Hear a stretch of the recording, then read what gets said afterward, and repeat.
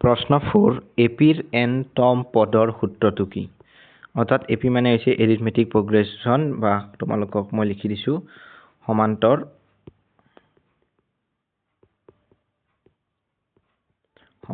প্ৰগতি প্ৰগতিৰ ৰথত পৃথিৱী আমিও সহযাত্ৰী অৰ্থাৎ an = তোমালোকে ডাঙৰকে মই লিখি দিছো মনত ৰাখিবা an = a plus n-1 = d য'ত a হৈছে প্ৰথম পদ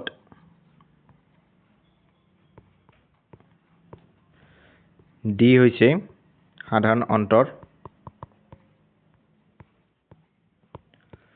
n হৈছে পদৰ সংখ্যা গতিকে অপচন নাম্বাৰ 1 টো আমাৰ ইয়াতে কাৰেক্ট অপচন হ'ব চাবা এতে আৰু এবাৰ an = a plus n-1 into d 12 নহব ইফালে প্লাস নহব